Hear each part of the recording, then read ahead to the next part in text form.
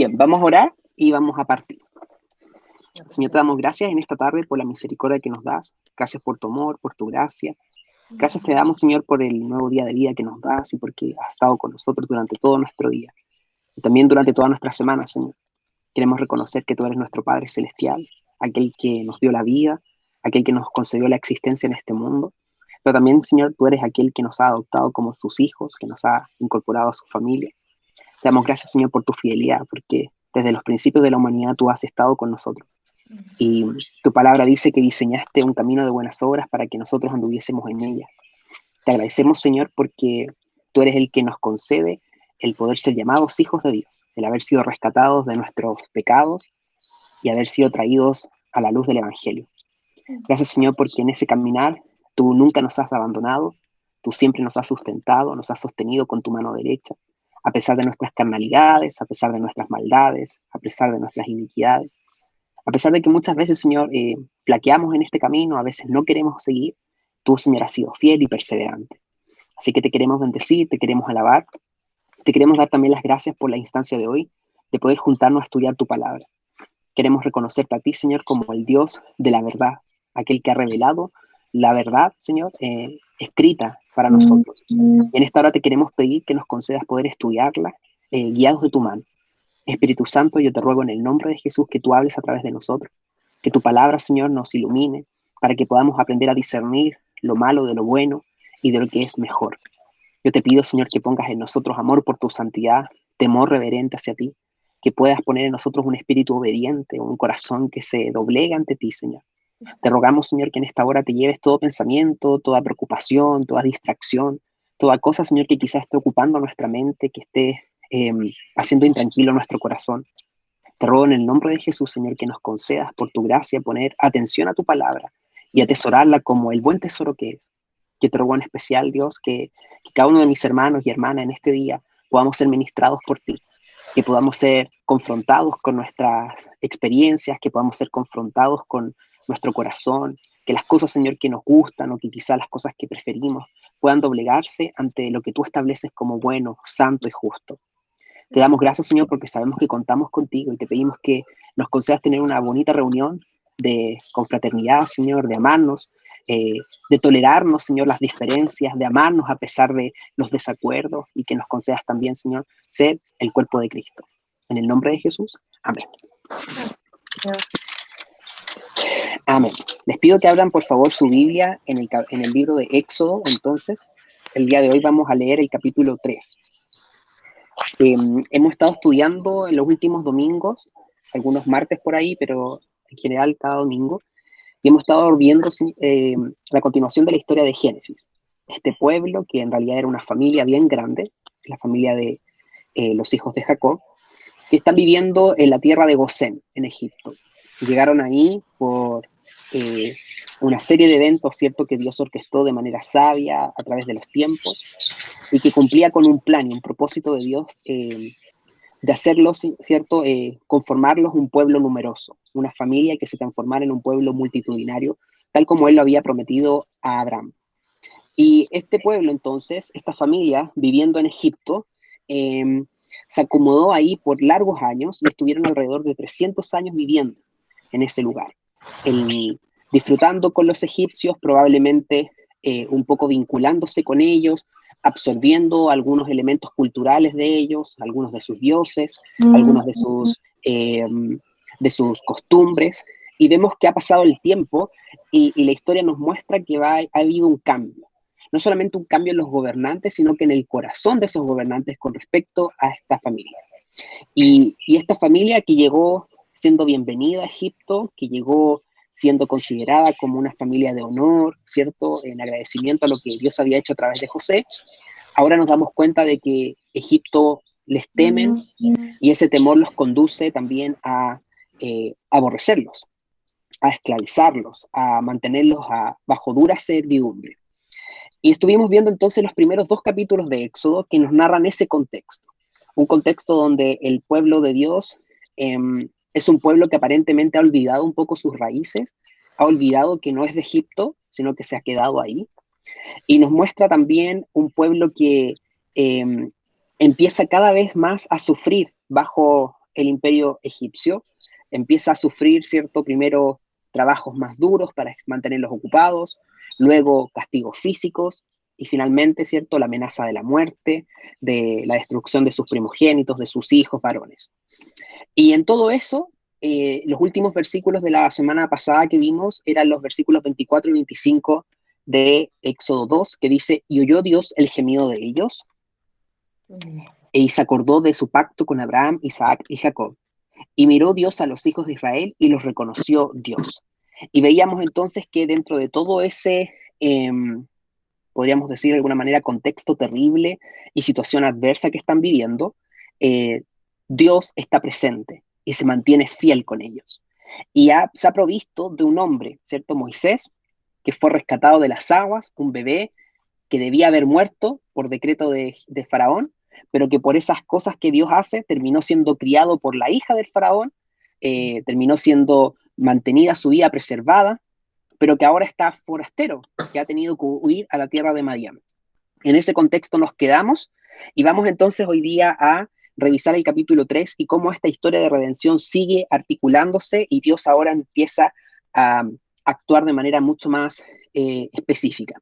Vamos a leer 3 versículos cada uno y vamos a aprovechar de leer el capítulo completo, aunque en estricto rigor el capítulo 3 y 4 narran el mismo evento. Entonces vamos a cercenar el evento en 2, pero están íntimamente relacionados. De hecho, la narración es la misma, pero vamos a leerlo solamente para poder enfocarnos en el capítulo 3. Vamos a leer 2 versículos cada uno. Daniel, ¿tú puedes partir la lectura? ¿Sí? Leer capítulo 3, versículo 1 y 2. Bueno. Y aceptando Moisés las ovejas de su suegro Yetro, sacerdote de Madián, llevó las ovejas más allá del desierto, y llegó a Horeb, monte de Dios.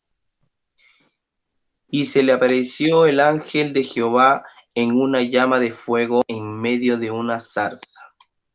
Y él miró y vio que la zarza ardía en fuego, mas la zarza no se consumía. Bien. ¿Puede seguir usted, tía Janet? Avíseme si puede decir o no. Amén. No. Entonces Moisés dijo, iré yo ahora y veré esta grande visión. ¿Por qué causa la zarza no se quema? Viendo Jehová que él iba a ver, lo llamó Dios en medio de la zarza y dijo, Moisés, Moisés, y él respondió, heme aquí. ¿Puedes seguir tú, Elías, por favor? Ok. Y dijo, no te acerques, quita tu calzado de tus pies, porque el lugar en que tú estás, tierra santa es. Y dijo, yo soy el Dios de tu padre, Dios de Abraham, Dios de Isaac y Dios de Jacob. Entonces Moisés cubrió su rostro porque tuvo miedo de mirar a Dios. Ceci, ¿puedes seguir tú? Dijo luego Jehová, bien he visto la aflicción de mi pueblo que está en Egipto, y he oído su clamor a causa de sus exactores, pues he conocido sus angustias y he descendido para librarlos de mano de los egipcios y sacarlos de aquella tierra a una tierra buena y ancha, a tierra que fluye leche y miel, a los lugares del cananeo, el eteo, el amorreo, el fereceo, el heveo y el jebuseo. El clamor, pues, de los hijos de Israel ha venido delante de mí, y también he visto la opresión con que los egipcios los oprimen. Ven, por tanto, ahora y te enviaré a Faraón para que saques de Egipto a mi pueblo, los hijos de Israel. Alan y Mabel, ¿pueden seguir ustedes, por favor? Entonces Moisés respondió a Dios, ¿quién soy yo para que vaya a Faraón y saque de Egipto a los hijos de Israel? Y él respondió, ve, porque yo estaré contigo, y esto te será por señal de que yo te he enviado. Cuando hayas sacado de Egipto al pueblo, serviréis a Dios sobre este monte. Dijo Moisés a Dios, he aquí que llego yo a los hijos de Israel y les digo, el Dios de vuestros padres me ha enviado a vosotros. Si ellos me preguntaren, ¿cuál es su nombre? ¿Qué les responderé? Y respondió Dios a Moisés, yo soy el que soy. Y dijo, así dirás a los hijos de Israel, yo soy, me envió a vosotros. Paola, ¿puedes seguir tú, por favor?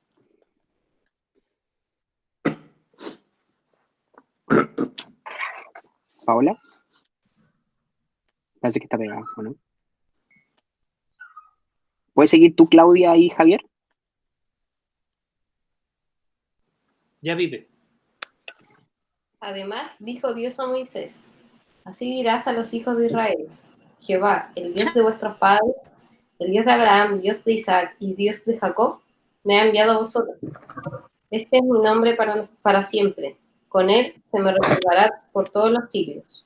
Ve y reúne a los ancianos de Israel y diles, Jehová, el Dios de vuestros padres, el Dios de Abraham, de Isaac y de Jacob, me apareció diciendo, en verdad os he visitado, y he visto lo que se os hace en Egipto. Y he dicho, yo os sacaré de la aflicción de Egipto a la tierra del Cananeo, del Eteo, del Amorreo, del Fereceo, del Jebeo y del Jebuseo, a una tierra que fluye leche y miel. Y oirán tu voz, e irás tú, y los ancianos de Israel, al rey de Egipto, y le diréis, Jehová, el Dios de los hebreos, nos ha encontrado. Por tanto, nosotros iremos ahora camino de 3 días por el desierto, para que ofrezcamos sacrificios a Jehová nuestro Dios. Mas yo sé que el rey de Egipto no os dejará ir, sino por mano fuerte. ¿Son 2 nomás o 3? 2 nomás. Ya. Gracias, amigo. Lijao, ¿puedes seguir tú? Sí. Ya. Sorry, estaba en el 20, ¿no? Estaba buscando en cuál cifra estamos. Creo que toca el 19 y el 20, ¿no? 20, ya. O sea, voy a leer desde el 21 entonces. No, desde el 20. Ya, entonces manifestaré mi poder y heriré de muerte a los egipcios con todas las maravillas que realizaré entre ellos. Después de eso, el faraón los dejará ir, pero yo haré que este pueblo se gane la simpatía de los egipcios, de modo que cuando ustedes salgan de Egipto, no se vayan con las manos vacías. ¿Puedes terminar con el versículo 22 también, por favor, Lijao? Sí. Toda mujer israelita le pedirá a su vecina y a cualquier otra mujer que viva en su casa objeto de oro y de plata y ropa para vestir a sus hijos y a sus hijas. Así despojarán ustedes a los egipcios. Ya, muchas gracias por la lectura a cada uno de los que participó y bienvenidos a los que se han ido añadiendo. Bueno verlos o escucharlos o saber que están ahí, no sé si no, a los que no he escuchado. Bien, vamos entonces a empezar a analizar el capítulo 3, como les decía, vamos a seguir viendo cómo se va desarrollando esta historia de redención, de salvación que Dios está haciendo y que parece ser cierto que ha pasado harto tiempo y muchas veces nosotros podemos correr el riesgo de pensar que los silencios de Dios significan la ausencia de Dios, ¿cierto? Esa es nuestra tendencia natural humana, porque analizamos las cosas muy desde las circunstancias. Entonces lo que nosotros vamos viendo es lo que interpretamos.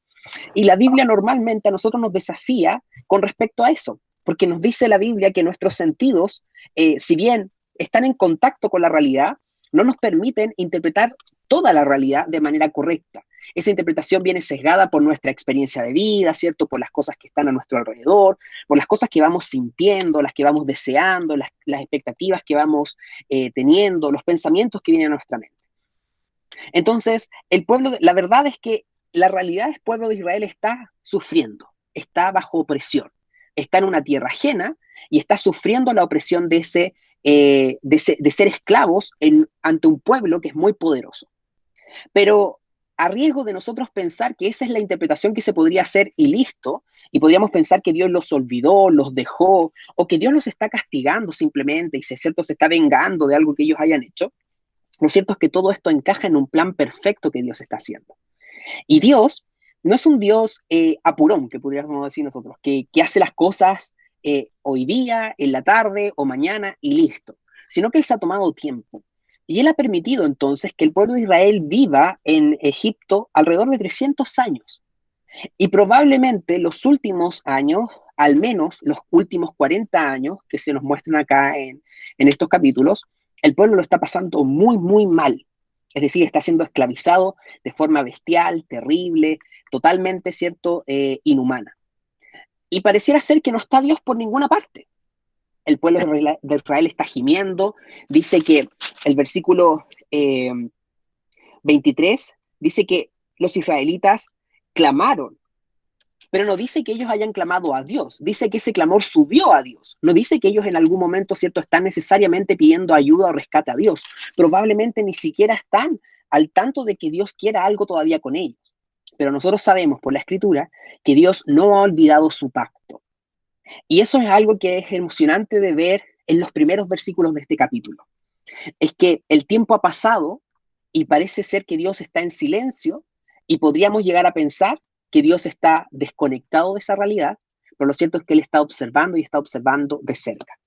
¿Quién podría leer el versículo 1 de nuevo del capítulo 3 para que podamos analizarlo?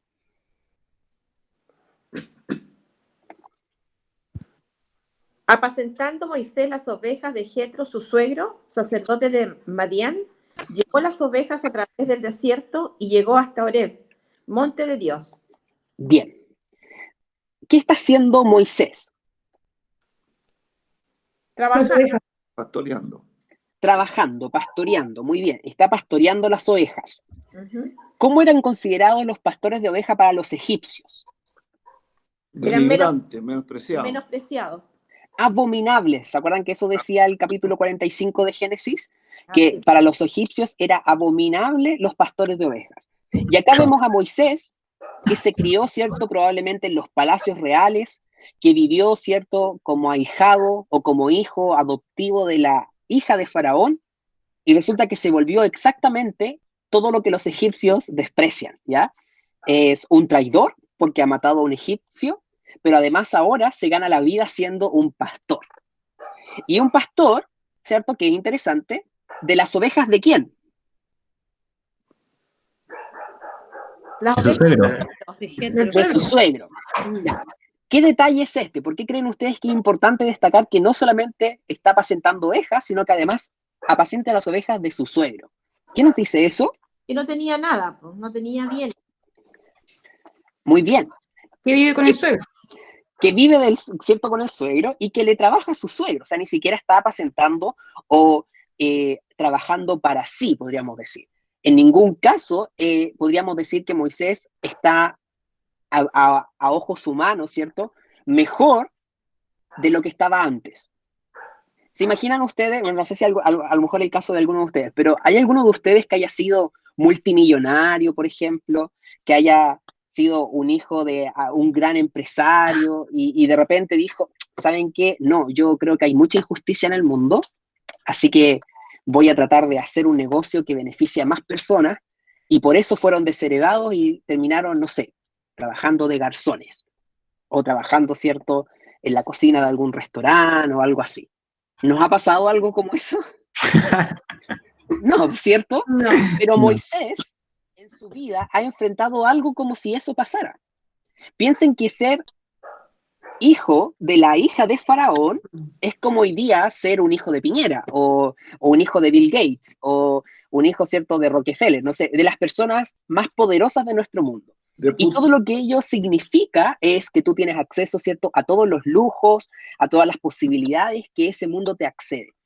Entonces, Moisés vivió esa realidad, no identificándose como realmente un egipcio, pero teniendo acceso a eso. Es como una oportunidad de 1 en 1000 millones de personas. Es probable que Moisés haya tenido acceso a gozar de cosas que ni siquiera la mayoría de los egipcios tenían acceso. Él era un privilegiado no solo entre los hebreos, sino que era un privilegiado entre los mismos egipcios también. Tenía acceso a la crème de la crème, por decirlo de alguna manera, a la casta política más importante. Probablemente conoció a los mejores jefes de Estado, a todas las personas que estaban involucradas en el gobierno. Él tiene que haber disfrutado de los mejores manjares, porque si alguien no come pan duro es el rey de Egipto. Y era un príncipe. Él era un príncipe. Entonces, esa era la podríamos decir, la vida de Moisés. Y uno podría decir a ojos humanos, Moisés lo tenía todo. Moisés tenía el futuro asegurado. Pero él, podríamos decir, ¿cierto? Si fuera una lectura humana, cometió un error garrafal. Y por preocuparse de sus hermanos hebreos y de las injusticias que ellos estaban viviendo, ahora terminó huyendo. Pero esta huida no es para nada glamurosa. Es como que no es que se fue y él forjó su propio imperio. O se fue, ¿cierto?, no sé, a hacer, ¿cierto?, una familia numerosa para él, o incluso para copiar o juntar recursos y amasar una fortuna, sino que él se va a Madián, estando ahí, trabaja para su suegro, y lo vemos entonces, es como si la cámara cambiara, ¿cierto?, de escena, y corta entre el palacio real de Egipto, y ahora lo vemos en la humildad y en la humillación también de estar trabajando como un pastor de ovejas, sencillo, humilde, y ovejas que ni siquiera son suyas, sino que ovejas que son de su suegro. Oye, Felipe. Dígame. Una pregunta que se me olvida en este minuto. Él sí tenía una relación con su mamá, pero cuando se va él, cuando arranca de Egipto, digamos, Faraón y ellos sabían que ella era la mamá de Moisés. No lo sabemos. La escritura no nos da el detalle, por ejemplo, si es que finalmente ellos descubren que la nodriza de Moisés termina siendo verdaderamente la mamá. No nos dice la escritura ese detalle. Ya, porque podrían haber tomado represalias, ¿cierto? Claro, sí. Otra de ella, sí, pero no, no se nos dice, exacto. Acordaba, ok, gracias. Bien, así que Moisés está en este contexto, ¿cierto? Y en este contexto dice que él lleva a las ovejas a través del desierto, ¿ya? No sabemos cuántos años han pasado, hasta el momento no se nos dice exactamente el tiempo, pero se estima que han pasado alrededor de 40 años en que Moisés huyó de Egipto y este suceso que vamos a ver en este capítulo, ¿ya? Entonces, si recordamos bien, alrededor de 40 años pasaron cuando Moisés salió del palacio a ver a sus hermanos y tuvo este incidente, y ahora han pasado otros 40 años más. O sea, Moisés, ¿cuántos años debe tener aproximadamente? Como 80, ¿no? ¿Como 100? Como 80. Entonces, si se dan cuenta, ha pasado el tiempo. Y 40 años de desierto deben haber dejado alguna marca en el corazón, ¿cierto? Y en el carácter de Moisés. Es decir, si 40 años viviendo en Egipto tienen que haber dejado, ¿cierto?, una marca, estos 40 años en el desierto deben haber dejado una marca aún más profunda. Y es interesante esto. No sabemos, no nos dice exactamente la edad del suegro de Moisés. Al menos no se nos revela por ahora. Hay que ser mucho más mayor también. Ponle 40 años más que él.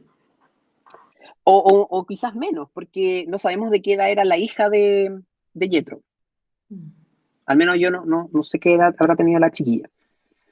Pero sí, vemos que entonces Moisés probablemente ya a esta altura de su vida está totalmente entregado a este destino. Probablemente ya años atrás que quedaron, ¿cierto?, las ideas de su pueblo hebreo, de su intento de liberarlos de Egipto, probablemente ya está totalmente, ¿cierto?, aceptado y un poco quizás resignado a su nueva realidad. Él ahora es un pastor de ovejas que no son suyas, las está pastoreando, las está alimentando, y en medio de toda esta cotidianidad, quizás un poco a lo mejor la monotonía de todos los días, aparece un evento muy, muy importante que marca un antes y un después en su vida. ¿Quién puede leer el versículo 2? Yo lo leo. Ya. Dice, y se le apareció el ángel de Jehová en una llama de fuego en medio de una zarza. Y él miró y vio que la zarza ardía en fuego y la zarza no se consumía. Ya. ¿Qué evento sucede ahora? Se le aparece el ángel de Jehová. Muy bien. O sea, en medio, ¿cierto?, de una monotonía, de un día quizás caluroso en el desierto, de estar con las ovejas, después de estar 40 años pastoreando esas ovejas, de estar 40 años sin que nada rompa esa monotonía del día, aparece un evento sumamente sobrenatural y dice la palabra que se le aparece nada más y nada menos que el ángel de Jehová. ¿Quién Sí, es el ángel de Jehová? pero te hago una pregunta, pero aquí lo increíble es que él no sabía que era un ángel, porque dice que era una zarza en medio de una llama de fuego. O sea, de repente ves una cosa así y no sabes lo que es. Exactamente. De hecho, yo creo que esa es precisamente lo que le sucedió a Moisés. Él ve un evento, ¿cierto?, muy llamativo. Ve una zarza, que es un arbusto pequeño, que era muy, muy común en ese contexto del desierto, pero él ve que esa zarza se está quemando, pero no consumiendo. Es decir, es un fuego que está ahí y que claramente no es un fuego natural. Y dice que a él le llama la atención. ¿Y qué dice el versículo 3? Entonces, perdón, Marcela, nomás. Entonces Moisés dijo, iré yo ahora y veré esta grande visión, ¿por qué causa la zarza no se quema? Ya, ¿cuál es la respuesta ante el suceso sobrenatural de Moisés? La curiosidad, ¿qué pasa? Que no se quema. Y es súper humano, si se dan cuenta, ¿no? Es como, bueno, no sé, yo creo que hay personas que son más valientes que otras. A lo mejor alguien ve eso y sale arrancando, ¿cierto? Sale gritando, no sé, o le da miedo y se va nomás. Pero Moisés tiene esta curiosidad con la que muchos también nos podemos sentir identificados, y él dice, oye, voy a ir a ver esto porque veo fuego, pero no se está quemando nada, así que voy a ir. Entonces acá tenemos dos elementos que son muy importantes. Primero, ¿quién busca este encuentro? Dios. Dios. ¿Quién toma la iniciativa? Dios. Dios. Y esto es un elemento muy importante porque ya esta acción de parte de Dios nos muestra también parte de su carácter. Porque nosotros podríamos pensar que es el pueblo de Israel, la descendencia de Jacob, que ya conocía de Dios, los que lo iban a buscar. O incluso podríamos pensar que en el desierto era Moisés el que iba a clamar a Dios, iba a decir, Señor, mira, ha pasado el tiempo, estoy pastoreando ovejas, estoy aburrido, no sé, estoy cansado, así que, ¿qué tienes tú que decirme? Pero no vemos esa actitud de parte de ningún ser humano, sino que vemos que la iniciativa surge en el corazón de Dios. Pregunta, ¿qué significa eso para nosotros? ¿Quién es Dios al saber que Él toma la iniciativa? ¿Qué atributo de Dios podemos ver? Soberano. Soberano, muy bien. ¿Qué más? Él es inmutable. ¿Por qué, Javier? Porque a pesar de nuestra condición pecadora, Él no cambia. Sí. Él siempre es fiel con nosotros. Excelente. ¿Qué más? Yo digo que es todopoderoso porque Él puede hacer ese tipo de cosas, porque que son cosas que el ser humano no se podría explicar y que son muy bien. Que impactan, que no sé, pues te descoloca, que eso. Excelente. ¿Qué más? Podríamos decir también, Pipe, que esto es una cristofanía. Muy bien. Sí, es una manera, ¿cierto?, en que aparece, ¿cierto? Dios se está mostrando a través, ¿cierto?, o el ángel de Jehová, que también es una forma de identificación, ¿cierto?, de Jesús preencarnado. ¿Qué más? ¿Qué carácter o qué atributo del carácter de Dios nos muestra que Él haya decidido Él aparecerse, que Él tome la iniciativa? O sea, yo no sé, preocupado por él. yo veo el amor de Dios Dios de acercarse a nosotros en realidad que no somos nada, pero Él se preocupa o sea, tiene un plan, ¿verdad? Un propósito, y lo hace al ser humano parte de ese propósito, siendo que es Dios, que no necesitaría de nosotros, o sea, Él podría hacer lo que quisiera, pero en su amor inmenso Él ama a su creación, pues, y se acerca, como que se preocupa de todo lo que tiene que ver con el ser humano, y eso es algo como sorprendente, porque si nosotros vemos el universo y vemos todo lo grande, porque el universo es inmensamente grande, pero Dios es mucho más grande que eso, porque Dios creó el universo. Entonces, cuando uno piensa en que Dios se interesa por nosotros, uno ve ese amor tan grande que no es como incomprensible, porque no necesita en realidad de nosotros. Exactamente. Y creo que esa es precisamente la manera en que hay que poner en perspectiva esto que está pasando. Porque muchas veces leemos estos relatos y porque tienen este componente sobrenatural y también esta brecha con nuestros tiempos, que tendemos a perder de vista el honor que significa que el Dios soberano, eterno, glorioso, inmutable, como ustedes lo acaban de decir, esa persona que tiene absoluto poder sobre todas las cosas, se aparezca a un hombre cuya vida está totalmente desechada. Es como que aparece ahora al hombre menos indicado. Porque si uno está pensando en un salvador, uno pensaría, ¿cierto?, en un joven. Eso es lo primero, porque nos da la idea de fuerza, ¿cierto? Y aparecería, ¿cierto?, a un hombre a lo mejor acaudalado, o un hombre con recursos, o un hombre muy fuerte, un hombre muy apuesto, alguien que tuviese, o que nosotros reconociéramos como un líder, ¿cierto?, en la plenitud de la vida. Un William Wallace, ¿cierto? Una persona así aguerrida y quizás a esas personas nosotros diríamos, esta persona tiene valor, entonces a esta persona voy a buscar. Pero Dios le ha aparecido a un hombre que está quemado por el sol probablemente, un hombre cuyas manos están trabajadas, un hombre con olor a oveja, un hombre que está perdido en el desierto y que ni siquiera está cuidando las ovejas que son propias, o sea, un hombre que ni siquiera tiene sus propios recursos. Es un hombre que está apacentando las ovejas de alguien más. El Dios Todopoderoso se le aparece a él.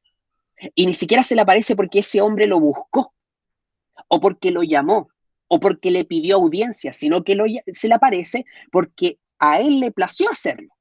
Dios así lo quiso.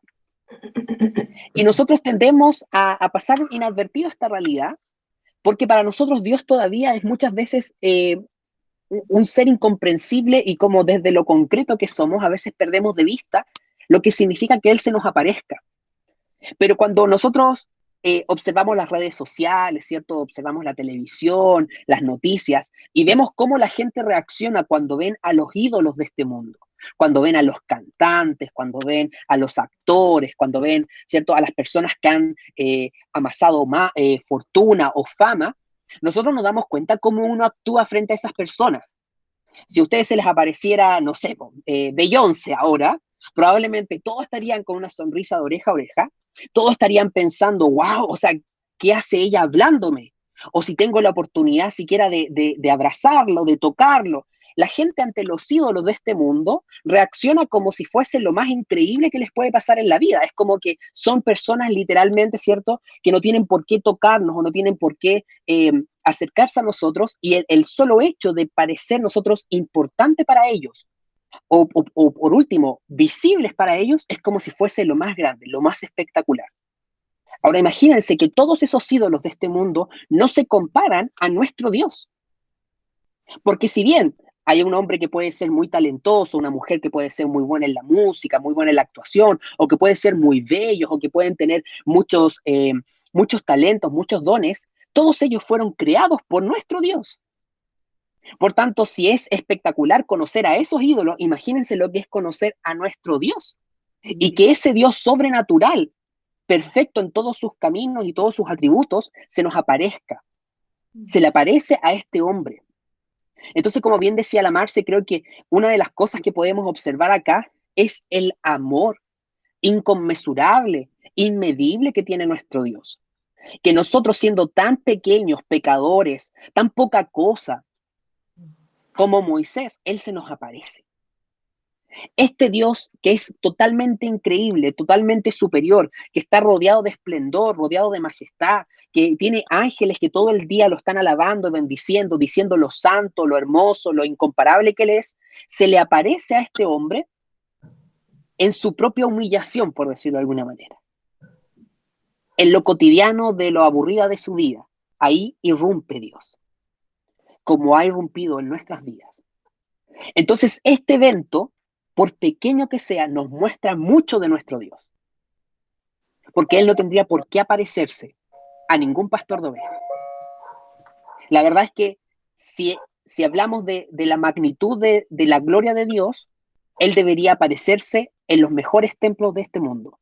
Debería aparecerse a los más ricos de este mundo. Debería parecerse a las personas que tienen más nobleza en este mundo, a los que tienen títulos, a los que tienen posesiones. Pero Él se le aparece a un pastor de ovejas. Esta es la bondad de nuestro Dios, esta es la gracia de nuestro Dios, y lo hace porque surge en su corazón hacerlo. No lo hace obligado, ni lo hace porque el hombre lo buscó primero, sino que lo hace porque así Él lo desea. Entonces aquí, ya en estos versículos, hemos visto mucho de Dios. En algo tan pequeño, en tan solo una acción, podemos ver mucho del corazón de este Dios. Un Dios que se alegra en compartir y revelarse a sus criaturas. ¿Qué dice el versículo 4? ¿Quién puede leerlo? Viendo Jehová iba a ver, lo llamó Dios de en medio de la zarza, y dijo, Moisés, Moisés, y él respondió, heme aquí. Ya, ¿qué pasa aquí? Dios lo llama. Dios lo llama, pero ¿por qué Dios lo llama?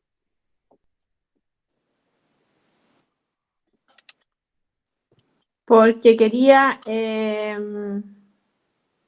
comenzar por decir una relación, no sé cómo decirlo, pero para empezar a entablar un diálogo, algo con él, tener una cercanía a él, se reveló a él para que él, no sé, pues saliera de su asombro a lo mejor. Ya, pero ¿qué dice el versículo de manera textual? Nombre. Sí, pero antes de eso, lean la primera línea. Viendo Jehová la zarza viendo Jehová. ¿Por qué iba a ir a ver? Exacto. Sí, que lo iba a ver. O sea, ¿qué hace Dios? Lo primero que hace Él. Se presenta, se explica. Anticipa la acción de Moisés. Muy bien. O sea, Dios discierne el corazón de Moisés, porque fíjense bien, aparece esta zarza ardiendo, Moisés la ve y él dice en sí mismo, oye, hay algo aquí que no me cuadra, voy a ir a ver qué está pasando. Y Dios lo que hace es discernir el corazón de Moisés. Viendo Jehová. Y ve que él va a ir a verlo, entonces Dios le dice, Moisés, Moisés. Sí. ¿Se entiende? Sí. Entonces, ¿qué cosa estamos viendo acá de Dios? El cuidado de Moisés, ¿o no? Sí. ¿Qué más? Que él conoce las intenciones, los pensamientos. Excelente. Es un Dios que discierne no solamente nuestras acciones, sino que las motivaciones de nuestro corazón. Es un Dios al que nuestras acciones no son ocultas. Un Dios que nos está viendo. Y razón de eso dice, Moisés, Moisés. Pregunta, ¿por qué lo llama por su nombre? Porque lo conoce, pues. Muy bien. Desde el vientre de su madre que lo conoce, sabe el caminar de Moisés día a día. Sabe exactamente. Todo. Porque uno podría decir, oye fulano, oye pastorcito, oye viejito, a lo mejor que era viejito, oye viejito, cuidado, oiga caballero, oiga señor. Pero Dios lo llama por su nombre. Es decir, si volvemos a lo que veníamos mencionando antes, el Dios del universo conoce quién es Moisés. Probablemente como una forma de llamar bien su atención, ¿ya? No es como la reiteración muchas veces es como un recurso que nos muestra el énfasis. Entonces quizás el llamarlo Moisés, Moisés es un énfasis bien grande, como asegurarse de llamar su atención y de impedir que Moisés siga avanzando. Probablemente Moisés, dentro de su ignorancia, estaba resuelto a acercarse lo más posible a esto. Y yo creo que no hay peor cosa que alguien que no conoce a Dios, que se acerque muy resueltamente a Dios en este contexto, en el contexto del Antiguo Testamento. Porque recordemos que Dios es un Dios santo y por tanto Él es inaccesible a los pecadores. Entonces, acá, en su ignorancia, Moisés no sabe, pero él está poniendo en riesgo su vida. ¿Qué dice el versículo 5? Felipe, disculpa. Diga. Una pregunta que me salta. Moisés entonces ya tenía un conocimiento de Dios. Probablemente por cultura, sí. Claro, pero no tenía un conocimiento personal con Dios. Cultural, entonces. No sé, es que no podríamos, no me gusta como referirme a ese tipo de como calificaciones porque creo que no nos está mostrado en la escritura el tipo de relación que ellos tenían. Lo que sí sabemos es que Moisés debe haber crecido con la noción de que Dios es el Dios de Abraham, Isaac, Jacob, el Dios de José probablemente. A lo mejor hay una enseñanza y quizás tenía también una relación personal con Dios, pero en este momento vemos que Dios lo está comisionando. Entonces es claramente algo que no ha pasado antes. Y esta es una revelación que tampoco era usual, ¿ya? No es como que pensemos que esto le pasaba a todos los hebreos. Esto le está pasando a él y es algo inusitado, porque que Dios mismo se esté manifestando es porque hay un plan de parte de Dios específico para la vida de Moisés. Pero él vivió 40 años con la familia hebrea y algo tiene que haber asimilado de esa cultura. Sí, o al menos de haber guardado ciertos ritos, incluso podríamos pensar, ¿cierto?, en, no sé, ciertas historias que contaban en su familia, incluso la circuncisión, probablemente Moisés era circuncidado, entonces ese tipo de nociones del pacto, pero no sabemos qué tan compenetrado estaba, ¿cierto?, con este Dios en una relación específica con él. Pero tampoco podemos decir que no la existía, ¿me entiendes? Como que queda ahí en la nebulosa. Felipe, perdón, ¿Sí? ¿te puedo hacer una pregunta de atrás? Claro. Que como todavía no tengo claro eso, que tú Sí. dijiste que él tenía a esta altura alrededor de 80 años, pero ¿por qué uno hace ese cálculo? Es una buena pregunta. Más adelante en los relatos se nos van mostrando como ciertos como sugerencias que nos permiten ver eso. ¿Ya? Entonces, cuando lleguemos a esos lugares, voy a ir haciendo hincapié precisamente en eso. Gracias. Bien, ¿quién puede leer el versículo 5, perdón? El versículo 5. Yo, Felipe. ¿Cuál me ganaron? Bueno, y dijo, no te acerques. Y dijo, no te acerques, quita tu calzado de tus pies, porque el lugar en que tú estás, tierra santa es. Ya. ¿Cuál es la advertencia que recibe entonces Moisés? Que no se acerque más. ¿Y qué más? Que quite su calzado de sus pies. Porque la tierra Muy bien. es santa. Hasta donde él iba llegando era santo ya. Muy bien. Entonces aquí hay dos elementos que son súper interesantes, porque por una parte Moisés está resuelto a ir a ver qué está pasando, pero Dios le habla desde la zarza, el ángel de Jehová, que está manifestado, ¿cierto?, en un fuego. Imagínense lo extraño y lo sobrenatural de esta situación, que Dios, que es invisible, se manifiesta a sí mismo de una manera como un fuego que abraza, ¿cierto?, que quema, pero que no consume. Y desde ese fuego le dice, no te acerques más y quítate las sandalias. Quítate, bueno, yo digo sandalias, ahí dice zapatos, el calzado, no sabemos qué está usando. Yo creo que por el desierto no usaría sus cash papis ahí, sus Vans, quítate las Vans. Entonces, quítate, ¿cierto?, el calzado y le da una razón. ¿Cuál es la razón que le da? ¿Y ese lugar? Tierra Santa, lugar santo. Ya. ¿Por qué es santo ese lugar? Porque está en la presencia de Dios. Muy bien. O sea, no es que haya algo específico o especial en ese monte, sino que la misma presencia ha santificado el lugar. Y por tanto, no es llegar y acercarse a ese Dios que se está manifestando en este momento. Entonces, ante la, podríamos decir, como ignorancia de Moisés, Dios le advierte. Es como, acércate, pero ya no te acerques más, cuidado. Entonces, esto nos muestra algo. ¿Qué nos muestra esto de Dios? Que mi interpretación es que la santidad de Dios es peligrosa, o al menos era peligrosa para los humanos en ese tiempo, porque no había el nuevo pacto del que nosotros gozábamos gracias al sacrificio de nuestro Señor Jesucristo. Entonces, por esa misma razón, más adelante, los sacerdotes, cuando ya estaba el templo hecho, tenían que entrar como con un cordelito, porque si entraban de manera impura y no cumplían con todas las reglas, la santidad los fulminaba. Entonces, ahí lo jalaban Muy de bien. vuelta. Excelente explicación, Elías. Muy, muy buena explicación. De hecho, que bueno la palabra que usaste, fulminar, porque habla, ¿cierto?, de algo que es instantáneo, es una muerte súbita.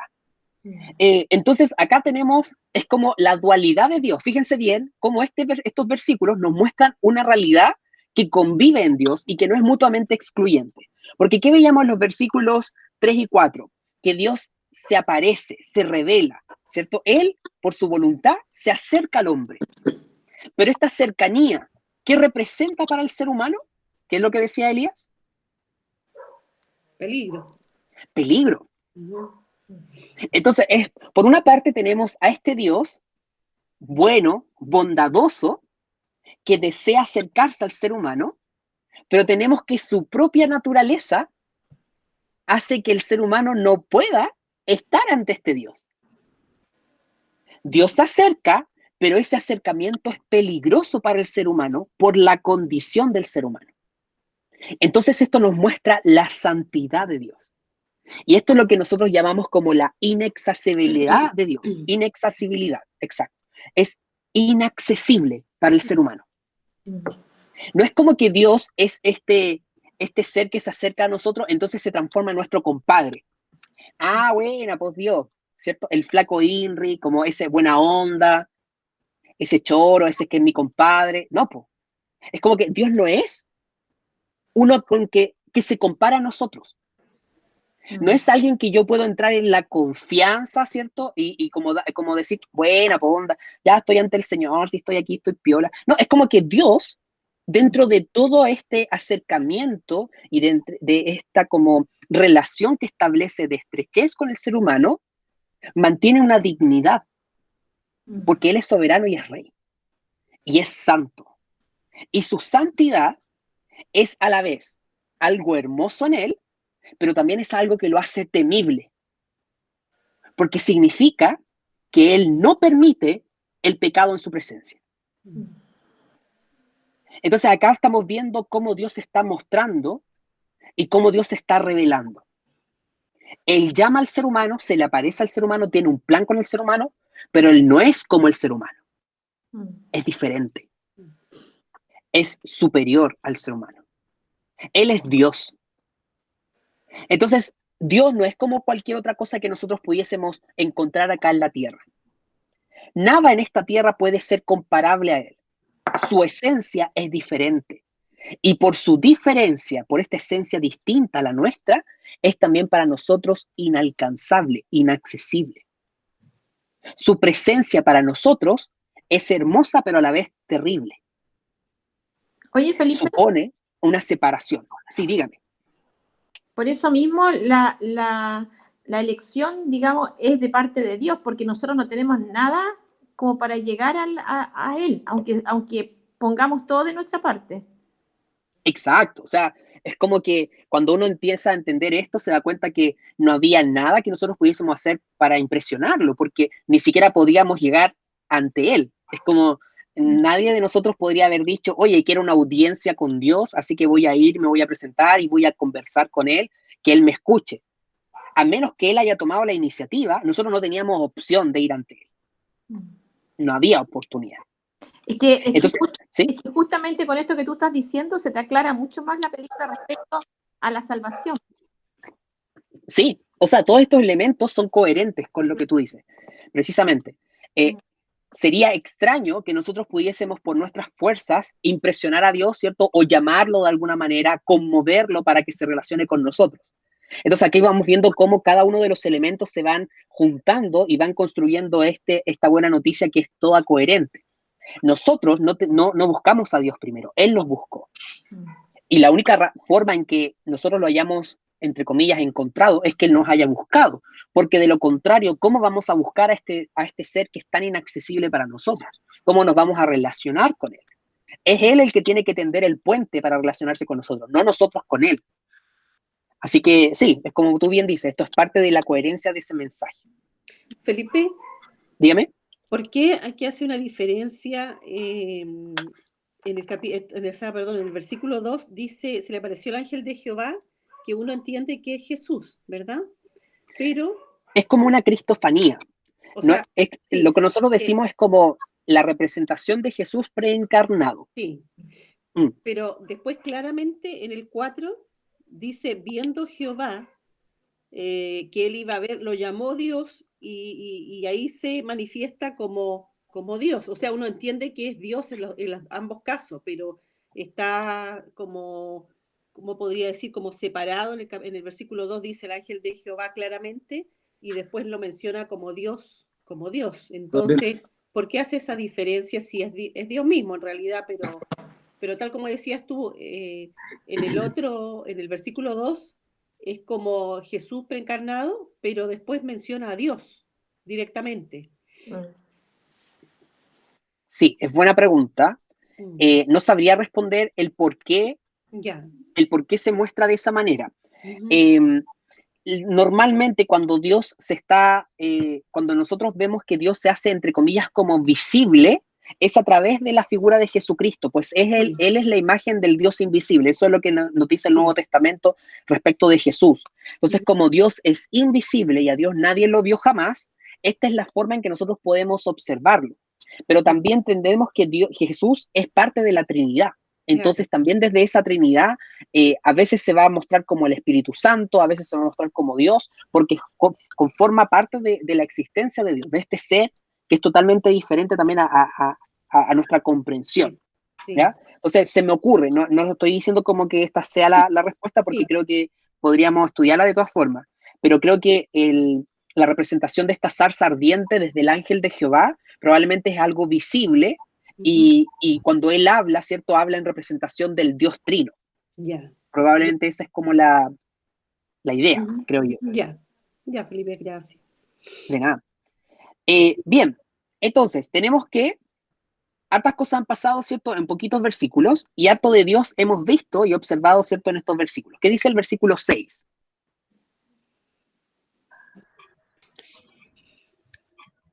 Y dijo: Yo soy el Dios de tu padre, Dios de Abraham, Dios de Isaac y Dios de Jacob. Entonces Moisés cubrió su rostro porque tuvo miedo de mirar a Dios. Ya. ¿Qué pasó aquí? Porque hay harto también bonito. Dios le dijo a Dios que... Le dio miedo. Bien. Primero Dios se identifica, ¿cierto? Se reveló ante Moisés. Claro, es como Dios sacando su credencial. ¿Sí o no? La tifa. ¿Cuál es la credencial que usa Dios? ¿Cuál es la manera en que Él se hace, es como se hace conocido para Moisés? ¿Me recuerdas? Diciéndole que es Dios de Abraham, Isaac y Jacob. Ya, muy bien. Ahora, ¿qué implicancias tiene que Dios se manifieste de esta manera? ¿Por qué no dijo, por ejemplo, yo soy el creador del cielo y la tierra? O yo soy el que creó al ser humano. Yo te creé a ti. Porque con eso estaba recordándole a Moisés las promesas que tenía para atrás de su antepasado. Muy bien. O sea, si se fijan bien, el hecho de que Dios se refiere a sí mismo como el Dios de tu padre, y que ahí está haciendo alusión a la familia, ¿cierto? A la ascendencia de Moisés, y que ni siquiera es una ascendencia como inmediata, porque ni siquiera le está diciendo yo soy el Dios de tu papá, el esposo, ¿cierto? O de la familia de Leví, el papá como con nombre y apellido, no sé cómo se llamaba el papá de Moisés, sino que está hablando inmediatamente de Abraham, Isaac y Jacob. El hecho de que Dios los menciona a ellos, acá estamos viendo que Dios está intencionando un discurso específico. ¿Y cuál es ese discurso?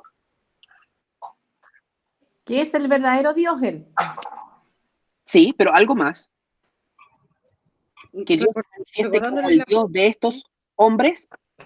¿También soy Dios tuyo? No sé. ¿Ya? ¿Qué hizo Dios con estos hombres? Abraham lo sacó de Ur, lo transformó de Abraham a Abraham. Dios con estos hombres hizo un pacto. Esa es la palabra. ¿Ya? Entonces, lo que Dios está intencionando al manifestarse a Moisés no es simplemente que Él es el Dios de la creación, porque Él podría haberlo hecho, ¿cierto? Yo soy el Dios que creó el cielo, la tierra, que hizo todos los animalitos, yo soy el que creó el género humano, yo fui el que mandó el diluvio, que podríamos decir son todas cosas que Dios hizo con toda la humanidad. Es como la relación de Dios y la revelación de Dios que es general, podríamos decir. Pero Dios acá a Moisés no le está hablando de esa revelación general, le está hablando de una específica, podríamos decir. Se está manifestando a Moisés como el Dios del pacto con Abraham, Isaac y Jacob. Entonces, la manera en que Dios está mostrando a este hombre es recordando que él hizo un pacto con esta familia. Y por tanto que hay una obligación, hay una promesa que debe ser cumplida. En el fondo Dios está diciendo, Moisés, estoy hablando contigo porque yo tengo asuntos pendientes con tu familia. Es como la... Y seguramente, ¿sí? Y seguramente Moisés sabía de esas promesas. No, probablemente. ¿Por qué? Porque Moisés era circuncidado. Claro. Entonces, ya el solo hecho de llevar esa señal física significaba que había una huella de que algo había con Dios. Había un pacto ahí con la familia de Abraham. Felipe, igual tendrá que ver con que al decirle Dios de tu padre, Dios de Abraham, que eran figuras quizás reconocibles para él, es darle cierta cercanía, porque si le dice Dios de la creación, qué sé yo, claro, se está refiriendo como que él crea todo, pero al decirle Dios de tu padre, o sea, de tu padre, le quiere como ser más, que se sienta que es más cercano a él. No sé si me entiendes. Sí, de hecho es como en relación a lo que estoy precisamente mencionando, porque el hecho de que Dios no se muestre como el Dios de la creación general, sino que como el Dios que hizo esta promesa a esta familia, nos muestra esa cercanía y este como plan específico de parte de Dios. Entonces, lo que Dios está haciendo de esta manera no es solamente darse a conocer a Moisés, sino que darse a conocer en específico en la vida de Moisés. Es como diciendo, es como si Dios a nosotros se nos revelara, se nos mostrara y nos llamara haciendo alusión a aspectos específicos de nuestra vida, a condiciones familiares nuestras. Es como, yo soy el Dios que estuvo contigo en este divorcio. Yo soy el Dios que estuvo contigo cuando perdiste este hijo. Y uno podría decir, chuta, oye, Dios me conoce. O Dios sabe a mi familia, o Dios sabe mi historia. Dios acá está haciendo alusión a un pacto que se mantuvo por generaciones y que por tanto estaba en el conocimiento de Moisés. Es el mismo Dios que habló a Abraham y por tanto probablemente acá, en la mente de Moisés, vienen todos los recuerdos de todas esas historias que su mamá tiene que haberle contado sobre Abraham. Cuando Dios llamó a Abraham, cuando Dios se le reveló a Abraham, o a Isaac, o a Jacob, cuando Dios lo libró, o cuando Jacob luchó con el ángel, probablemente todas estas cosas que se fueron pasando de generación en generación, historias, las mismas de José estando en Egipto, los sueños que José tuvo, cómo Dios los fue interpretando, probablemente todas estas historias se agolparon en la mente de Moisés, porque ahora resulta que ese Dios le está hablando, el Dios que trató íntimamente con sus padres. Es súper potente que Dios le esté hablando así. ¿Y la reacción de Moisés cuál es? Cubrió su rostro por miedo. Temor. Me dio miedo. Tuvo miedo. Ahora interesante, porque analicemos esta palabra, miedo. ¿Qué significa tener miedo? No atreverse a enfrentar algo. ¿No atreverse a enfrentar algo? Desconocimiento. ¿Desconocimiento? ¿Ustedes han experimentado miedo alguna vez? Sí. ¿Sí? Sí, ¿Cuál es la obvio. reacción del miedo? ¿Cuál es la huella del miedo? Como arrancarse, ahí se... ¿Enfrentarlo? No, el temor. Qué valiente es Alan, qué valiente es Alan. Mentira. Cuando uno siente que hay un fantasmita en la casa, ¿cierto? Como que se cubre. erizan los pelos, el corazón late, ¿cierto? Uno se siente en peligro o alerta. La pregunta es, ¿por qué a Moisés siente miedo? Porque se da cuenta que está enfrentado a Dios, al Todopoderoso, o sea, algo que él era impensado tal vez en él. Él apacentaba ovejas y vivía una vida como plana, por decir así, todos los días lo mismo, y nunca se imaginó que este acontecimiento que pudiera ocurrir. Exactamente. Yo creo que el temor Ahora, también, ¿sí? yo creo que el temor, Pipe, también deja un poco de manifiesto el conocimiento que probablemente él tenía de Dios. Porque probablemente también en su cultura, en sus antepasados, tienen que haber hablado de esto y por algo tenía miedo. Porque se sabía el poder de Dios, no sé, sabía que del diluvio, había escuchado culturalmente cuál era el poder de Dios. Probablemente. Ahora la pregunta que podríamos hacer frente a este versículo ¿es correcto sentir miedo de Dios? Sí, yo creo que sí. ¿Por qué? Porque es algo, claro, inmenso, o sea, algo desconocido realmente, o sea, lo conocemos como lo conocemos nosotros, pero Dios es tan grande, tan inmenso, poderoso, Sí, pues eso que no lo podemos comprender, que eso asusta igual. ¿Los demás qué piensan? Igual creo que es un temor diferente porque no es lo mismo, no es el mismo miedo de cuando uno quizá lo asaltan al temor reverente en el fondo, a Dios. ¿Ya? ¿Los demás qué piensan? ¿Estará bien sentir miedo de Dios? Me da risa como dice la Connie, como así como cuando uno lo asaltan, así como que... Ahí voltea a mí. Miedo al lanza chileno. Cuando vayas en la noche y te piden la hora. Así como, me pidieron la hora. Más que temor puede significar respeto. Porque si una persona puede... Ya, es una buena hipótesis, Daniel. El hecho de que acá se esté significando que no tuvo miedo como nosotros podemos llegar a pensarlo, sino que más bien ese respeto que infunde una figura como Dios, podría ser. ¿Quién dijo, Felipe? Sí, por acá. Yo creo que sí, es posible que tengamos miedo. Puede ser, se puede dar. Es que la pregunta no es si es posible, porque evidentemente es posible. La pregunta está bien. Es que no sé si viene mal, pero pienso que es posible que tengamos miedo, pero no deberíamos tener miedo, pienso yo. ¿Por qué no? Porque para nosotros Dios es nuestro Padre, pues. Entonces, así Jesús lo manifiesta. Entonces, uno no le tiene miedo a su papá. A veces sí. A menos que se lo castigue mucho, no sé. O sea, ¿cómo hablamos en este? Depende del papá.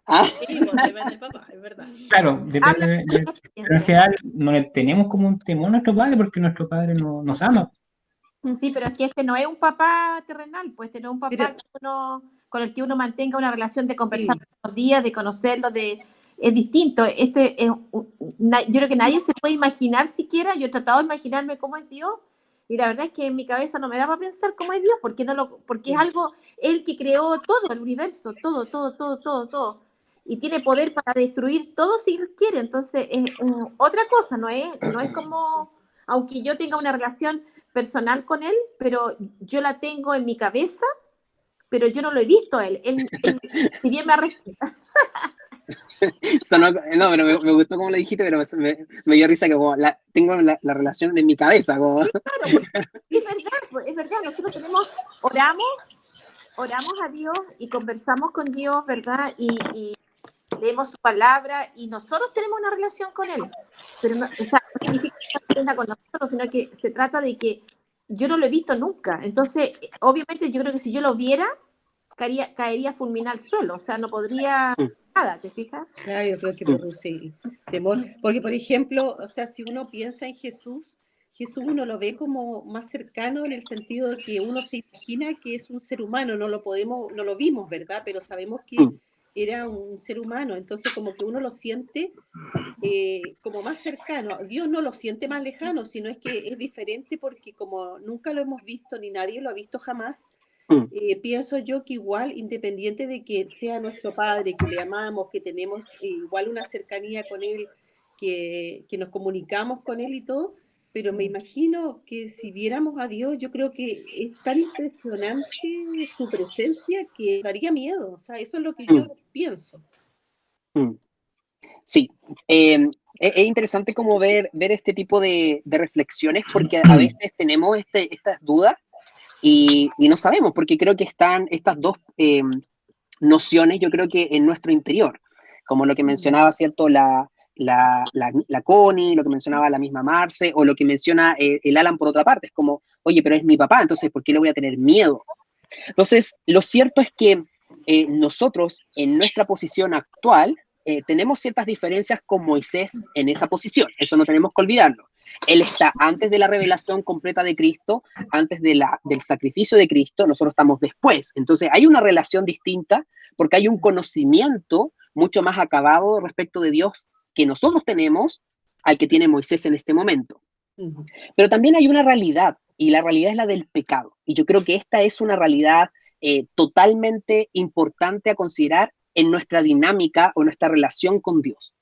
Que es que mientras nosotros, los seres humanos, todavía estemos en este cuerpo, todavía en nuestro interior hay una guerra constante, ¿cierto? Entre la santidad, bueno, los que somos hijos de Dios, entre la santidad y el pecado, nuestra vieja naturaleza. Entonces, por causa del pecado, el ser humano ahora no puede presentarse ante Dios libremente como lo hacía, ¿cierto?, en el huerto del Edén, donde Dios se paseaba al calor de la tarde y pareciera ser, ¿cierto?, que la relación era expedita y era impecable, sino que ahora el pecado, una de las consecuencias que ha traído es que nos ha separado de Dios. Y esa separación no es una separación metafórica, sino que es una separación real. Y es una separación porque ahora nosotros nos hemos convertido en enemigos de Dios. Entonces su sola presencia para nosotros y nuestra carne o nuestro pecado supone un peligro, porque el pecado no puede coexistir con Dios, no puede acercarse a Dios. La proximidad de Dios lo desintegra.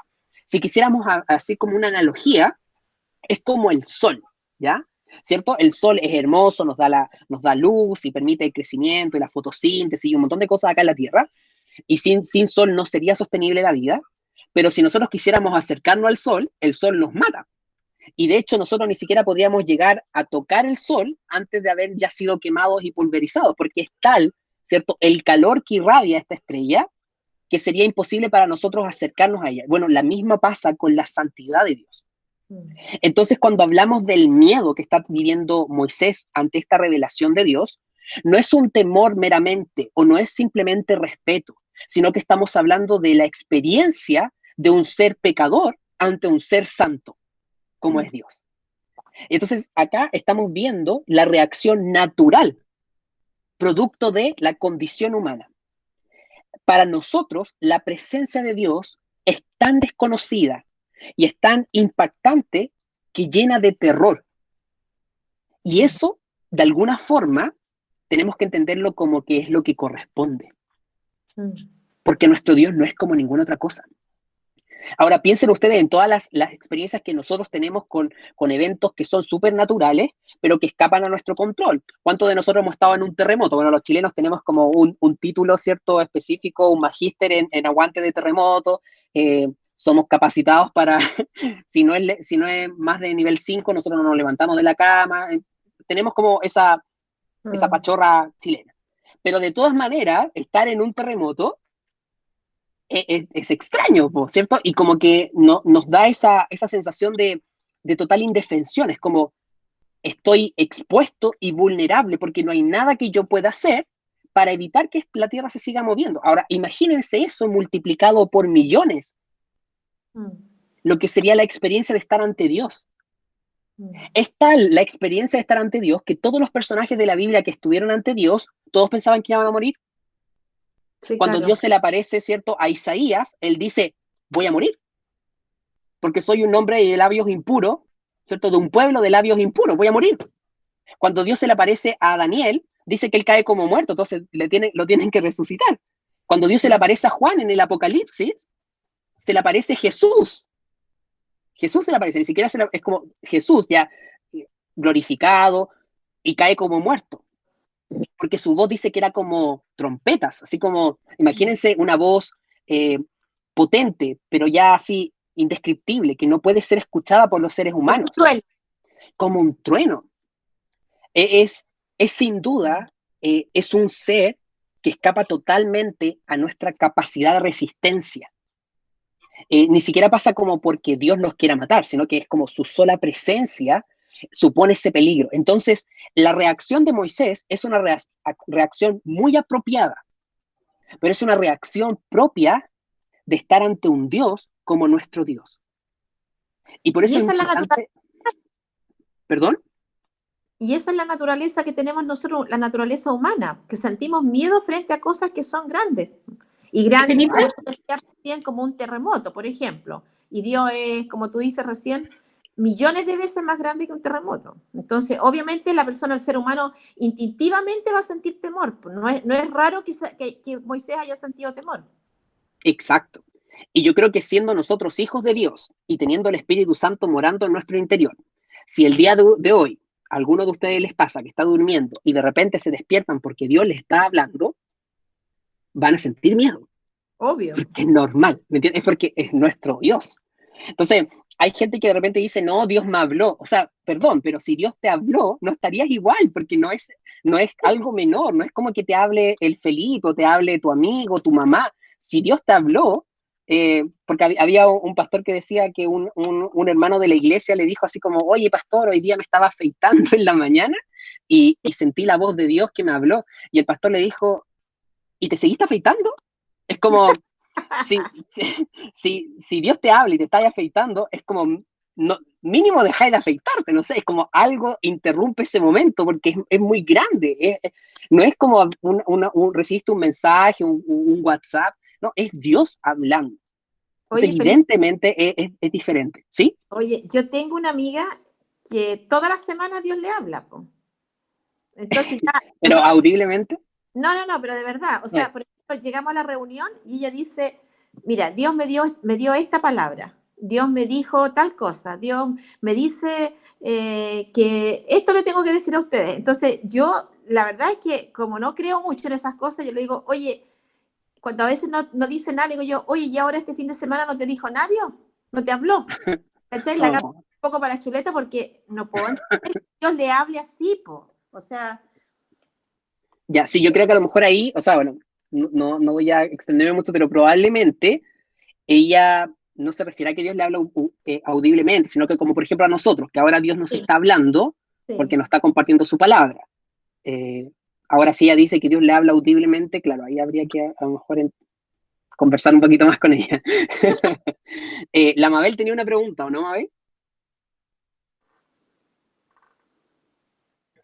No, o sea, sí, o sea, en lo que hablábamos como del miedo, del temor, puede ser que igual ellos sentían miedo, o Moisés en este caso, porque no conocían aún de Dios, no conocían cómo era Dios, cómo es, perdón. Recuerdo cuando a Jesús se aparece a Pablo, él también, temeroso, ¿quién eres, Señor? Pero luego cuando ya conocen de Dios, cambia su perspectiva de vida o de ser. Podría ser, pero podría ser también que no, ¿ya? Porque no tiene solo que ver con cuánta confianza o cuánto conocimiento tenemos de Dios, sino que también tiene mucho que ver con su grandeza, con su infinitud. Y cuando nosotros contrastamos esa grandeza de Jesús con la nuestra. Porque también hay registros en la escritura de cuando Dios se le aparece, por ejemplo, a Juan, que era su discípulo amado. Y recordemos que Juan es el discípulo amado porque era como el regalón de Jesús. O sea, por eso se le reconoce así. Él se dice el discípulo muy amado. Él es como que se recostaba en el pecho de Jesús, tenían una relación de compañerismo porque Jesús fue su discipulador, su guía por 3 años. Y de todas maneras, cuando Jesús se le aparece de nuevo ya en la isla de Patmos, Juan cae como muerto. Entonces, uno podría decir, ya, ¿quién tiene más confianza con Jesús que cualquiera de nosotros? Probablemente era Juan. Y aún así, con toda esa confianza, sigue habiendo esa distancia con este ser tan especial, porque es Dios. Y yo sé que suena como redundante decirlo, pero es importante que nunca entendamos a Dios en una categoría distinta a la que Él es. Él es diferente a nosotros. Y por muy cercanos que nosotros seamos a Él sigue estando en un trono. Es un trono de gracia al que podemos ir confiadamente, presentarnos ante Él, pero sigue siendo un trono. Entonces también es importante que nosotros vayamos creciendo en nuestra visión de Dios y entendamos lo que Él es y lo que no es. Entonces, Él no es el compadre, ¿me entienden? No puede llegar a ser como, porque incluso con nuestros papás, nosotros a lo mejor podemos tener una relación que se puede difuminar ciertas líneas de respeto, ¿cierto? O ciertas líneas de confianza, y a lo mejor mi papá ya es un hombre más, pero ¿qué pasa con Dios? Dios no puede llegar a ser eso. No puede ser que yo pierda el respeto por Dios. No quiere decir que tengamos que albergar una distancia de que, oye, entonces no sé cómo le voy a orar, porque no sé si me va a tomar en cuenta o no. No, con confianza yo sé que Él me escucha porque Él lo dice, pero no pierdo de vista que Él está sentado en el trono y yo no, que Él está gobernando y yo no, que Él es todopoderoso y yo no. Entonces nosotros como hijos de Dios tenemos que esforzarnos por tener esta correcta visión de Dios. No podemos echarnos al bolsillo a Dios. No podemos pensar en algún momento de nuestras vidas que es como dirigirnos a nuestros hijos, a nuestros hermanos, a nuestros amigos o a nosotros mismos. No podemos perder de vista que nuestro Dios es un Dios santo, soberano, el Rey de Reyes, el Señor de Señores, que todo está sometido a su voluntad. Entonces, esto nos permite crecer también en reverencia a nuestro Dios. Que la confianza no sea pie para ser confianzudos con Dios. Ah, si total es Dios, me da lo mismo. No podemos perder ese temor reverente. No podemos perder esa dignidad que Dios tiene. No lo perdamos de vista, porque así es como Él se ha manifestado. Él le dice a Moisés, Moisés, cuidado, no te acerques, quítate los zapatos. Estás en Tierra Santa. Yo soy el Dios del pacto con Abraham, Dios del pacto con Isaac, Dios del pacto con Jacob, pero sigo siendo Dios.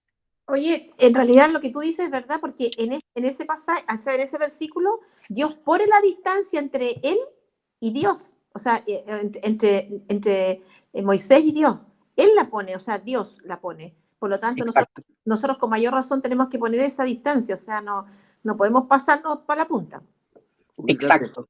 Ubícatex, como dice Enrique. Exacto. Sí, y creo que eso es saludable dentro de nuestra relación con Dios. Porque creemos que nuestro Dios es nuestro Padre Celestial, sí. Y como nuestro Padre, Él nos conoce, Él nos ama, Él nos ve, Él conoce nuestro día a día, ve cómo nos desenvolvemos. Él está al corriente de todo lo que nos pasa, nuestros pensamientos, nuestras penas, nuestras tristezas, y podemos acercarnos a Él en comunión, y si hemos pecado, podemos acercarnos en arrepentimiento, pedir su perdón, disfrutar de su regaloneo, pero no podemos perder de vista que Él sigue siendo Dios. Entonces, para aquellos que tienen problemas y dificultades para acercarse a Dios porque lo ven tan distante, recordemos, podemos entrar confiadamente al trono de gracia. Pero aquellos que a lo mejor luchan con ser confianzudos con Dios o como no tomarle el respeto, recordemos que es un trono de gracia. ¿Qué piensan hasta el momento de lo que hemos visto hasta el momento? Yo creo que podríamos llegar hasta aquí y escuchar las opiniones de todos. Yo creo que nunca hay que olvidar la naturaleza de nosotros. En realidad, nosotros siempre vamos a ser los enemigos de Dios y si no lo somos es solamente por gracia. Entonces, claro, están como esos dos extremos quizás de ver a Dios como un amuleto de la suerte, como un amigo que está en los momentos difíciles y nada más. Pero también tener cuidado con verlo así como un ser que es tan importante y sentirse así como tan insignificante que de no sentirse amado. Pero en el fondo, lo que está en medio y lo que es correcto y verdadero es que es el hecho de que Dios mandó a su Hijo unigénito a morir por nosotros. Eso jamás se nos tiene que olvidar. Entonces, mirando la cruz, ahí nosotros vamos a encontrar, digamos, como el punto medio entre esos dos extremos. En mi opinión. Excelente, Elías. Muy bien. Es la cruz la clave en esto. Sí. Porque no son verdades que se excluyen, sino que conviven. Es una relación que convive. Es mi Padre, me ama, soy su hijo, pero también es Dios, poderoso, excelso. Y no puedo olvidar ninguno de esos dos. ¿Ya? ¿Qué más? ¿Qué más piensan sobre lo que hemos visto el día de hoy? Felipe, me quedó dando vuelta lo último que dijiste. ¿Qué sería ser confianzudo con Dios? Es buena pregunta. ¿Qué crees tú o cuando escuchas el término confianzudo? ¿Qué creo? A ver. O quizás como llevándolo más en concreto. ¿Cuándo tú te sientes que alguien se toma atribuciones contigo que no corresponden? Como que en la dinámica o en tu relación con esa persona, tú crees que hay un abuso de confianza.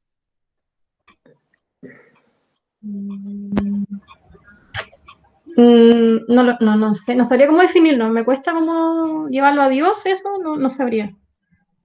Ya, para los que son papás, por ejemplo, o los que tienen algún cargo de autoridad, ¿han vivido la experiencia de que en algún momento hayan tenido que dibujar las líneas claras respecto de los rangos de autoridad, el tipo de relación que se tiene?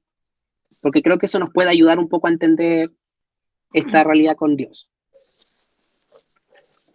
Yo, por ejemplo, hay un ejemplo que no es lo que tú estás pidiendo, pero hay un ejemplo que yo he escuchado que lo encuentro sumamente falta de respeto cuando la gente, por ejemplo, le dice a Dios el flaco.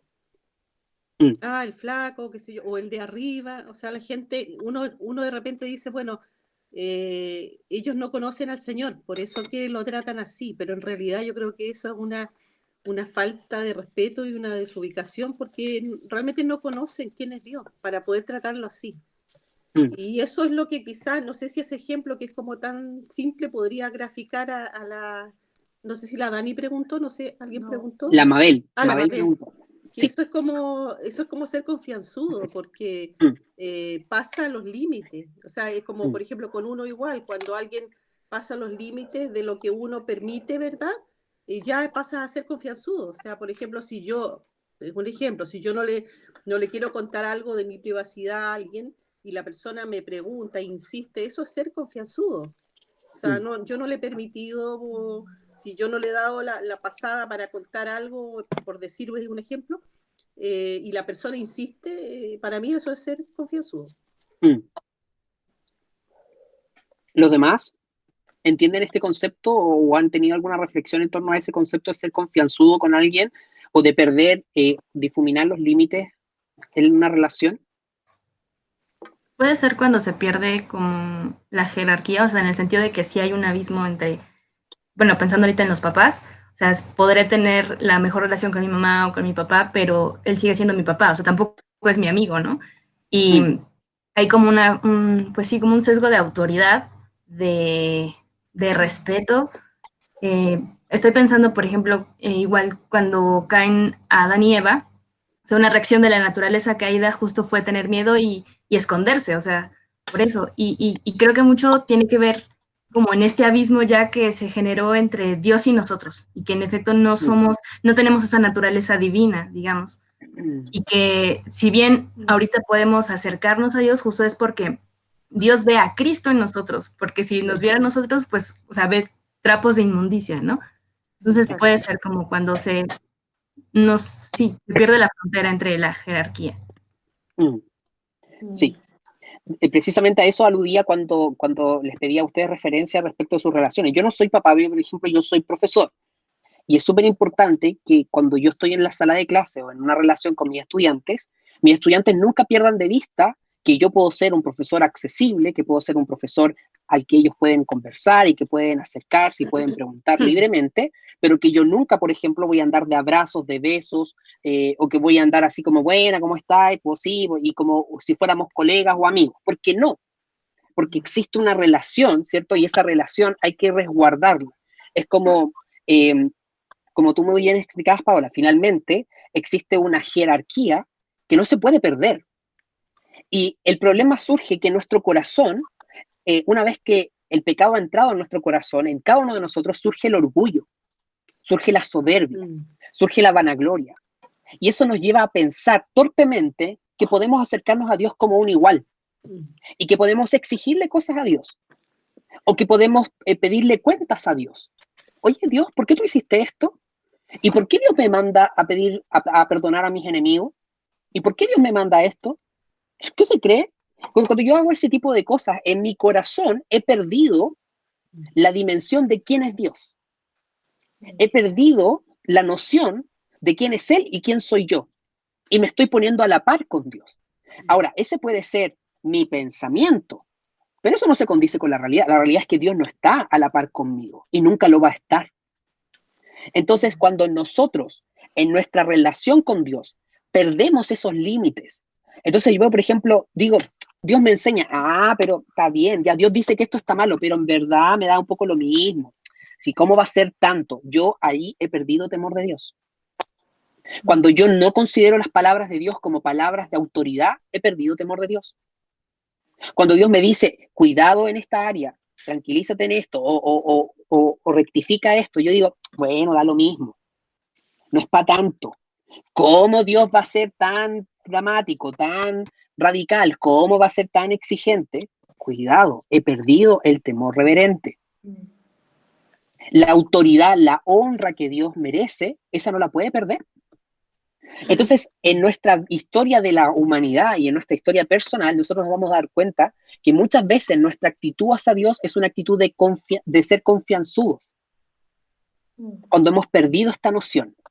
Y Dios se lo reclama muchas veces al pueblo de Israel. Más adelante nosotros vamos a ver que hay libros enteros, los libros proféticos, donde Dios toma a un hombre y lo hace profetizar todas las cosas que él tiene en contra del pueblo de Israel, por lo que el pueblo de Israel está haciendo. Y él dice, ustedes no me honran, yo soy su papá, ¿y dónde está mi honra? ¿Dónde está mi honra? Ustedes tienen reyes y los honran, ¿y dónde está la mía? Le dice Dios. Ustedes hacen sacrificios, pero me dan lo peor, ¿y ustedes creen que yo no veo que me están dando lo peor? ¿Ustedes creen que no me doy cuenta que si ustedes me dan un sacrificio, ese sacrificio viene con pifias? Le dice Dios. Entonces, ahí, ¿qué está pasando? Se ha desdibujado la relación de respeto hacia Dios. Entonces, a lo mejor no es algo que decimos, a lo mejor hay cosas en lo que decimos, pero es algo del corazón. Entonces, esto no quiere decir que ahora, cuando me voy al otro extremo, cuando voy a orar, solo lo voy a hacer de rodillas y cuando yo esté llorando para que se note que yo le tengo respeto a Dios. Porque eso es otra cosa, es como, voy a vivir como con una serie de reglas para que se note que yo respeto a Dios. Tampoco se trata de eso, pero es en el corazón. Pero yo siento que nosotros actualmente vivimos en el peligro de como tomarnos confianzudamente a Dios, de desconocer que sus palabras son autoridad para nuestras vidas, de desconocer que cuando nosotros nos acercamos a Él debemos venerarlo y debemos respetarlo, y que cuando Él nos habla debemos prestar atención y debemos escucharlo y en nuestro corazón humillarnos ante lo que Él nos dice. No presentar argumentos. Porque si un padre le dice a su hijo, necesito que seas obediente en esto, el hijo no debería empezar a decir, ¿y por qué? ¿Y qué tengo que hacer? ¿Y que a mí no me gusta esto? Y empezamos a debatir, a argumentar y a decir lo que no nos parece. Y eso no es honrar a los padres, eso no es obedecer. Lo mismo sucede con Dios. Yo no puedo, si Dios me está diciendo, vive tu vida en santidad, yo decirle, ¿y por qué? ¿Pero qué tiene de malo? Y que a mí me gustaría hacerlo de esta manera, ¿por qué tú no me permites? Eso es no entender nuestra dinámica con Dios. No sé si te responde un poquito más o te aclara un poco la película, Mabel. Sí, Felipe. Sí, ya, buenísimo. ¿Los demás? ¿Qué les gustaría reflexionar o destacar en torno a lo que hemos visto? Felipe, yo quedé con una duda, o sea, algo que me quedó dando vuelta. Sí, diga. Que es el versículo 4, cuando dice, viendo a Jehová que él iba a ver, lo llamó Dios. Me quedo dando vuelta, ¿por qué hace esa diferencia? ¿Por qué dice Jehová? ¿Y por qué dice Dios? O sea, no significa que son dos personas entonces. Dos seres. ¿Jehová y Dios? Sí. No. Son dos nombres atribuibles a Dios. Sí. Pero ¿por qué hace esa ¿diferencia? Como diferencia? ¿Por qué no le dice solamente uno? Yo creo que es para no ser redundante, simplemente, para no decir 2 veces Jehová o 2 veces Dios, quizás, Sí, porque podría haber dicho Elohim, Jehová. Sí, porque dice, si dijera, viendo Jehová que él iba a ver, lo llamó Jehová, habría sido, como dices tú, redundante, o sea. Pero no sé si voy a revisarlo. Sería revisarlo en el original, porque no sé qué palabra está usando para decir Jehová y qué palabra está usando para decir Dios. Y si eso en sí mismo tiene un mensaje, lo voy a revisar. Pero es difícil la pregunta, al menos para mí, responderla, porque supone que yo sabría cuál es la razón es como el propósito de hacer esa diferencia, y no sé si hay un propósito. A lo mejor puede ser que simplemente sea una forma, como dicen los chiquillos, como de no ser redundante, pero tampoco puedo asegurarlo, no, porque... ¿me entiendes? Es que, no sé, siempre, cada cosa que leemos siempre tiene un significado, siempre, o sea, y me llamó la atención, la verdad. Fue como... Sí, no, es una buena pregunta, pero al menos yo siento que no la puedo responder en este momento, porque no sabría decirlo. No es la primera vez que se ocupa eso, de esa manera. Perdón. La versión Dios habla hoy dice Señor y después dice Dios. Claro, que también son como sinónimos. Sí. Sí. Y aquí también es sinónimo. Bueno, y ¿Algo Jacob más? también. Jacob y Israel. Sí, porque ahí lo va a ser el nombre. Pero de repente lo nombraban Jacob y de repente lo nombraban Israel. Claro, como indistintamente, sí. Sí. ¿Alguna otra opinión, reflexión o pregunta que tengan para ir finalizando el día de hoy?